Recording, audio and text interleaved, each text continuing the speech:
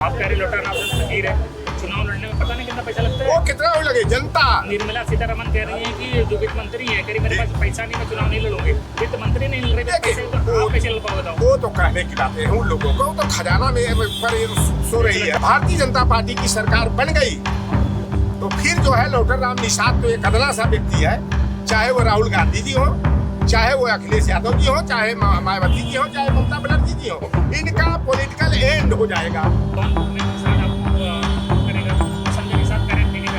Sanjay Nishad party वाले पहले स्वागत की तैयारी की है कि काका बदलापुर आइए, जहाँ संजय का कर रहा है बदलापुर से संजय का खदेड़ा होगा। अब भाजपा के कमल को रौदा जाएगा। हमारे साथ लौटन राम निषाद जी है, बहुत खतरनाक नेता है पिछले समाज के, जौनपुर से दावा ठोक रहे हैं। कैसे दावा ठोक रहे, क्या आपका समीकरण है? देखिए, लौटन राम निषाद जनता का नेता है। लौटन राम को जनता वहाँ की चाह रही है, वहाँ के पीडीएफ फार्मूला को कोई फार्मूलेट कर सकता है, तो लौटन राम निषाद बिल्कुल फिट बैठ रहा है। लोग आवेदन करते हैं, टिकट मांगते हैं, लेकिन लौटन राम के लिए वहाँ की जनता टिकट की मांग कर रही है कि लौटन राम को भेजिए, लौटन राम को जिता करके हम भेजेंगे और लौटन राम के साथ 4-5 सीटें और जिता करके भेजेंगे। तो ये जनता का प्रेम है। जो मैं वैशाखी की लड़ाई लड़ता हूँ, मंडलवाद, अम्बेडकरवाद, पेरियारवाद की लड़ाई लड़ता हूँ, सामाजिक न्याय के मुद्दे पर जान हथेली पर रख करके बोलता हूँ, तो मैं जनता की आवाज उठाता हूँ, जनता मेरी आवाज उठा रही है।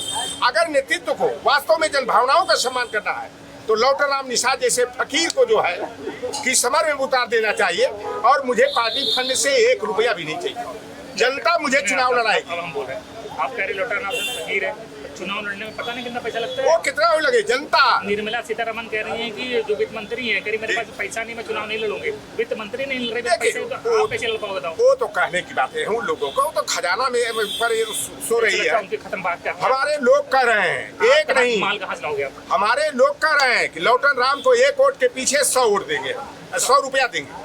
तो गेहूं देंगे, चावल देंगे, आटा देंगे, पिसान देंगे, तेल देंगे, प्याज देंगे, आलू देंगे।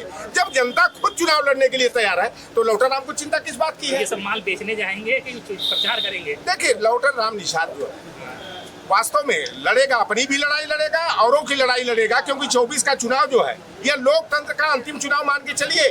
अगर इसमें जो है कि दुर्भाग्यवश भारतीय जनता पार्टी की सरकार बन गई तो फिर जो है लौटन राम निषाद तो एक अदला सा व्यक्ति है, चाहे वो राहुल गांधी जी हो, चाहे वो अखिलेश यादव जी हो, चाहे मायावती जी हो, चाहे ममता बनर्जी जी हो, इनका पॉलिटिकल एंड हो जाएगा। लोकतंत्र में चुनाव नहीं होगा।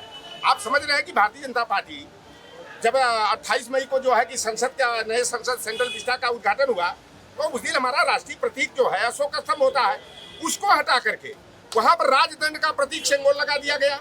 और जो सिटिंग सीएम को जेल भेज दिया जी, और जो तिथि चुनी गई, माफी वीर, जिन्होंने अंग्रेजों से 6 बार में लिखित में माफीनामा मांगा। जब आईसीएस अधिकारी, आज की आईएएस अधिकारी को 40 रुपया मासिक वेतन मिलता था, तो माफी वीर, वीर सावरकर जिसको कहते हैं, अभी फिल्म भी रिलीज कराए हैं, फेल हो गई। तो माफी वीर 60 रुपया की पेंशन पर पलते थे।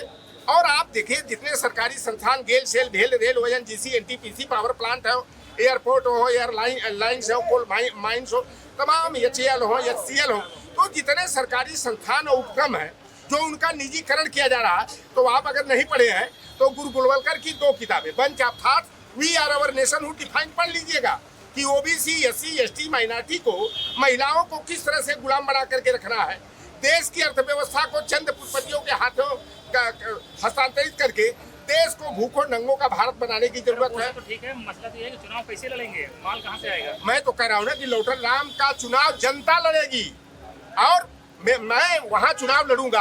5.5 लाख से मेरी शुरुआत होगी। वहाँ पर 3 लाख यादव, 3.25 लाख हमारे, ऊपर अल्लाह, नीचे मल्लाह, अल्लाह के बंदे और मल्लाह एक होंगे। यही लाठी डंडा लेकर के मेरे साथ सुरक्षा कर्मी के सहयोगी के रूप में खड़े हो जाएंगे। 2.5 लाख 3 लाख निषादों का वोट है भैया, 3 वोट। एमवाई के साथ एक तीसरा वोट जरूर चाहिए। कहीं लोधी चाहिए, कहीं निषाद चाहिए, कहीं राजभर और चौहान चाहिए, कहीं काशी कुशवाहा माली सैनी चाहिए, तो कहीं जाट और गुजर चाहिए, कहीं चमार और पासी चाहिए। तो लौटन राम का जो जातिगत समीकरण है जौनपुर में बिल्कुल फिट है, और मुझे खुशी है। मैं सांसद बनूं या न बनूं, जनता ने मुझे सांसद बना दिया है। जितना मांग जौनपुर से, उतने मांग जो है सुल्तानपुर से। क्या बोले, मुलाकात हुई? अब राष्ट्रीय अध्यक्ष जी बुलाए, कहें लौटन राम जी चाहे काम करने की जरूरत है। आपको काम करना है। मैंने कहा जो आदेश निर्देश होगा पार्टी के हित में, भारतीय जनता पार्टी के विजय रथ को रोकने के लिए, उसका पहिया का वो रथ का पहिया उखाड़ फेंकने के लिए लौटन राम निषाद को किसी भी हद तक जाकर के संघर्ष करना होगा। लौटन राम जो है सामाजिक न्याय की, बाबा साहेब भीमराव अम्बेडकर के संविधान को बचाने के लिए, लोकतंत्र को संरक्षित करने के लिए वह काम करेगा। और मुझे कितनी खुशी की बात है, और आप तो हमारी राशि वाले ही हैं, हम लोग कहीं ना कहीं अपनों से धोखा खा जाते हैं, क्योंकि यह रस्सियां हम लोगों की बड़ी खतरनाक है। लौटन राम निषाद की हैसियत को भारतीय जनता पार्टी समझती है। लौटन राम को जो है सितंबर महीना में 4 बेटे और बेटियों की नौकरी का प्रस्ताव आया, राजनीतिक समायोजन आर्थिक मदद का प्रस्ताव आया, 16 फरवरी को जो है राज्यसभा में भेजने का प्रस्ताव आया। और लौटन राम निषाद ने कहा मैं ओम प्रकाश राजभर संजय निषाद नहीं हूँ कि मैं थूक करके चाट लूं। लौटन राम अम्बेडकरवाद मंडलवाद के लिए, लोकतंत्र और संविधान के लिए लौटन राम को अपने जान की भी बाजी लगानी पड़ेगी। तो लौटन राम भारतीय जनता पार्टी के सामने न झुकेगा, न बिकेगा और टिक करके सामाजिक न्याय की लड़ाई लड़ने का काम करेगा। 11 जनवरी एमएलसी का लास्ट डेट था, 4:52 पर लौटन राम को अहमियत दी गई। आओ आइए लौटन राम, कितना दिन आप पैदल चलते रहेंगे, आइए आप विधान परिषद में भेजा जा रहा है, रोका गया, अभी 7 टिकट डिक्लेयर है, एक आपका भी उसमें है, आ जाइए। मैंने कहा यह संभव नहीं है। और अभी प्रस्ताव 3-4 दिन पहले आया कि आप जहाँ काम कर रहे हो वहाँ आपके काम का को महत्व नहीं मिलेगा। हमने कहा मैं विचारधारा की लड़ाई लड़ता हूँ, मैं सांसद विधायक बनने की लड़ाई थोड़ा लड़ रहा हूँ, मैं बनाने की लड़ाई लड़ रहा हूँ, देश को बचाने की लड़ाई लड़ रहा हूँ। हुआ कि भदोही और गाजीपुर से चुनाव लड़ना है लोकसभा का, तो लड़ लीजिए। हमने कहा मैं पहले ही कह दिया कि लौटन राम थूक कर चाटने वाला नहीं है। अपनी वैचारिकी की हत्या करके, जमीर को बेच करके, भाजपा के सामने गिरवी करके, नतमस्तक होकर के जो है बाबा साहेब और पेरियार के, जगदेव बाबू के विचारों को जो लेकर के चल रहा हूँ, करता ही नहीं किसी न किसी को। जौनपुर में निषाद आपको वोट करेगा तो संजय निषाद करे ठेकेदार, तो हमें संजय निषाद का निषाद पार्टी वाले पहले स्वागत के लिए तैयारी की है कि काका बदलापुर आइए, जहाँ संजय का गढ़ रहा है, बदलापुर से संजय का खदेड़ा होगा। अब भाजपा के कमल को रौदा जाएगा और सपा की साइकिल को दौड़ाया जाएगा। यहाँ पर आपके नाम पर समाज जो है कि चंदा भी देगा, गाड़ी भी देगा, आपसे डीजल और पेट्रोल भी नहीं लेगा।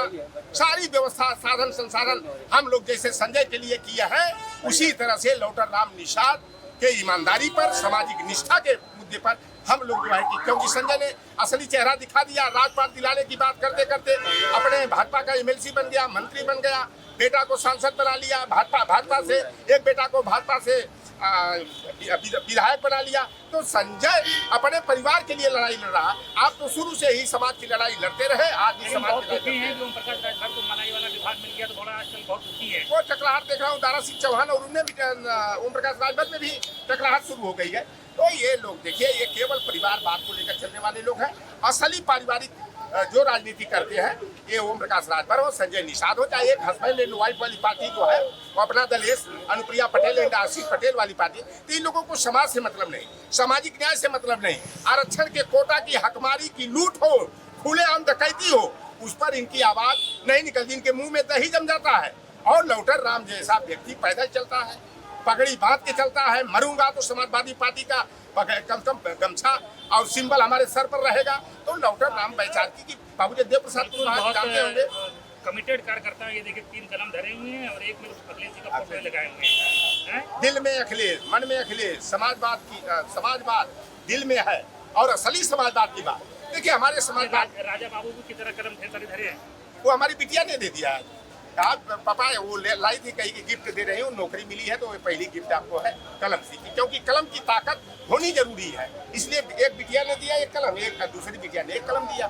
तो बेटियों ने कहा कि आपकी कलम धारदार होनी चाहिए। दिल के पास लगाए हुए हैं। अब बिल्कुल भाई, देखिए मैं तो असली समाजवादी हूँ और समाजवाद की परिभाषा कभी कभी जो है इधर उधर लगती है, क्योंकि जब हम समाजशास्त्र पढ़ते थे और मैं सोशियो साइकोलॉजी का विषय रहा, हमारा टॉपिक रहा है सामाजिक मनोविज्ञान का, लेकिन पहले मैं यही पढ़ता था कि अक्षम को सक्षम बनाना और समानता की धार देना ही समाजवाद होता है। लेकिन कभी कभी बात खटकने लगती है कि सक्षम को और सक्षम बनाना और पूंजीवाद को बढ़ावा देना समाजवाद होता है। लेकिन हम तो उसी वाले पे, जो पहले वाली अरस्तु वाली समाजवाद था, मैं उसी समाजवाद को लेकर के चलने वाला व्यक्ति हूँ। बिल्कुल पुराने समाजवादी हैं, जौनपुर से टिकट मांग रहे हैं। देखना है कि टिकट लौटन राम जी को मिलता है या नहीं मिलता है, और मिलता है तो फिर क्या कुल चाहते हैं जौनपुर में? बिल्कुल जीत कर आऊंगा, लालगंज भी जिताऊंगा, आजमगढ़ भी जिताऊंगा, सुल्तानपुर भी जिताऊंगा, चंदौली भी जिता के लाऊंगा, ये बगल में अम्बेडकर नगर और बस्ती भी जिताऊंगा, संतकबीर नगर भी जिताऊंगा।